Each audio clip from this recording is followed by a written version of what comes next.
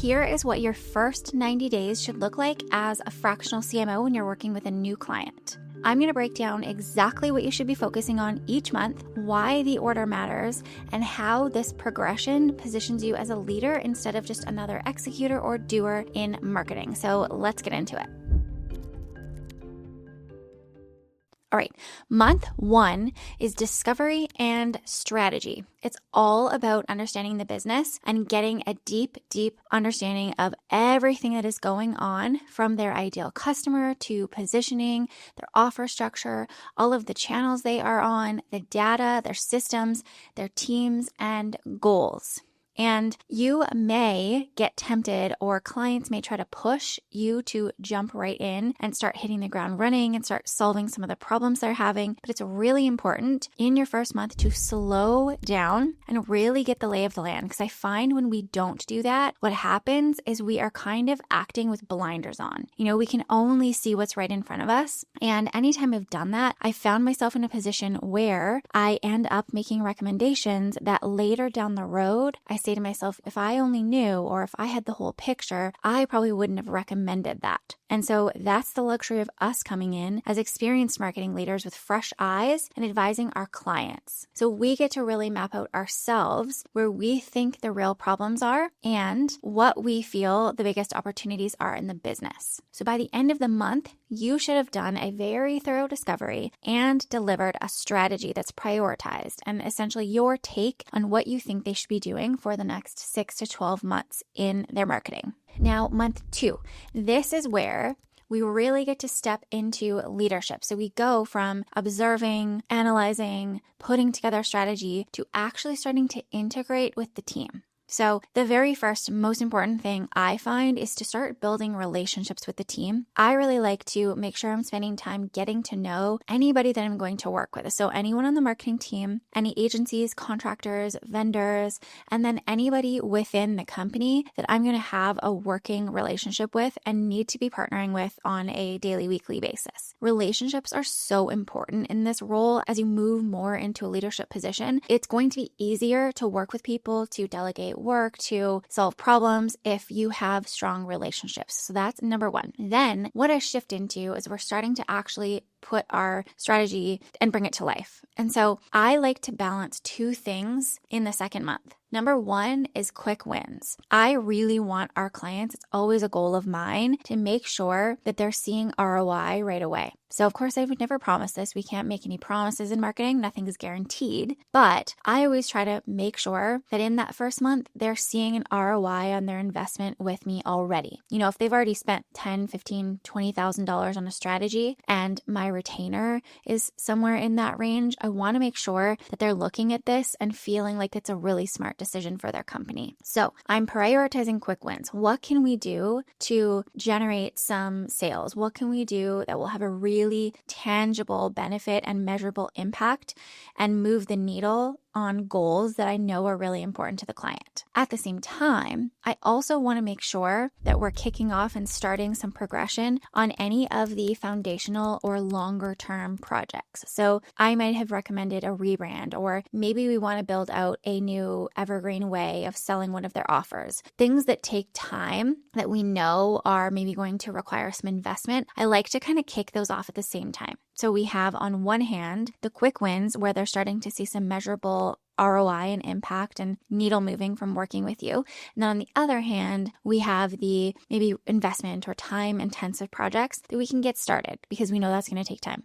So month 2 is integration, quick wins, and getting into some of the bigger work. Now on to month 3. This is where we are really finding our groove. We know the team now, we've started to work together, we should have seen some wins, and we're starting to really get to know our client a little bit better too. So what we're going to do now is we still have the progression of the quick wins, we've still got the foundational or bigger picture pieces going on, but something that happens a lot once I see marketers and CMOs get into these roles is they will start to lose sight of the bigger picture and longer term. So you want to make sure in month 3 and onwards, you're doing a really good job both zooming in and zooming out, because we want to make sure as CMOs that we have an eye on the nuanced details that we know matter, that really separates okay execution from excellent execution. and that really gets results. And we want to balance that, the detailed pieces, with the longer term. And what happens, I find, as marketers, especially if you're shifting from a role where you're used to doing a lot, actually executing on things, is it's really easy to get buried in the weeds and find yourself just trying to keep your head above water, and you're looking like 1 or 2 or 3 weeks out instead of looking 1 or 2 or 3 or 6 months out. We always want to be looking 3, 6, 9 months ahead and thinking strategy that far in advance. And we want to be making sure that we are doing a really good job staying up here and keeping tabs on the marketing strategy at that level.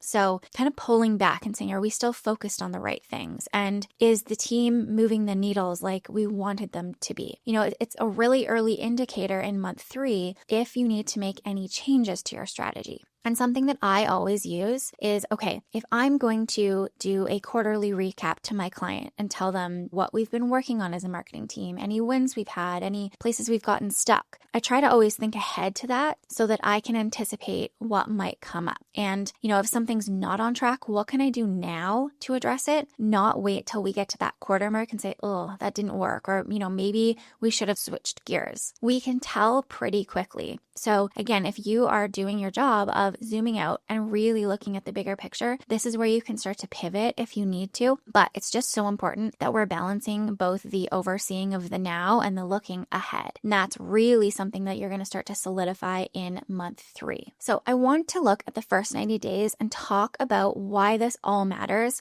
and help you see how these months build on each other and stack. And essentially, at the end of the day, help you build your authority as a leader. So in month 1, I mentioned this already, but you may have clients who are pushing you to jump in and get started and really hit the ground running and solve their problems and hire a team and optimize this and do that. And this is your first test, your first opportunity to step in and be a leader and slow them down and remind them that not only do results take time, but for you to do things properly, it does require you to take a pause and really assess what's going on and make sure you're making the best recommendations, not just jumping on what they think is needed. So that is your first opportunity of really standing and stepping into the leadership seat. Then in month 2, it's the relationship building. So not only are you building relationships with your team, but you're also building relationships with your client, the CEO or the executive team. So it's your opportunity to pull out your empathy skills and really start to pay attention and think to yourself, okay, what's going on here? What do I think's keeping the founder up at night? What problems can I help solve? And how can I best support this person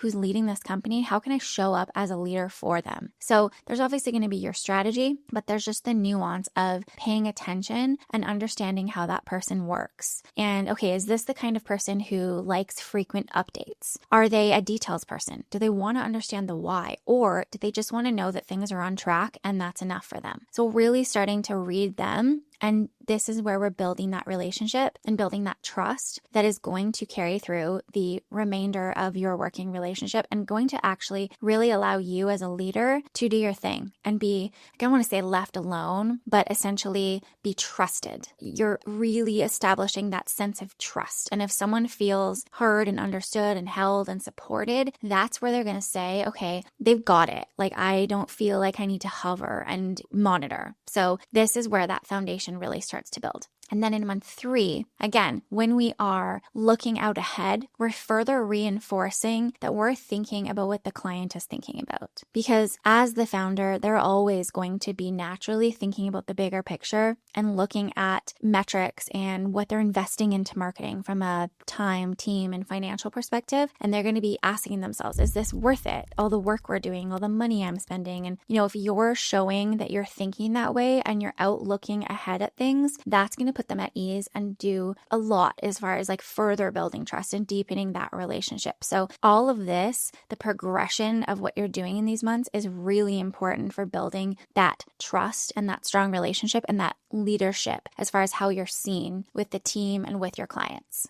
Okay, so here's what I want you to take away. Your first 90 days is very intentional, and it's really important to establish your leadership. What we're going to do in month 1, just a reminder, discovery and strategy. Month 2 is integration, quick wins, and starting foundational or bigger projects. Month 3 is the continuation of all of that, plus remembering to look out ahead 3, 6, 9 months. So when you follow this progression, it will make sure that you're not seen as a doer or a contractor or a service provider. You're really seen as a marketing leader, a true CMO.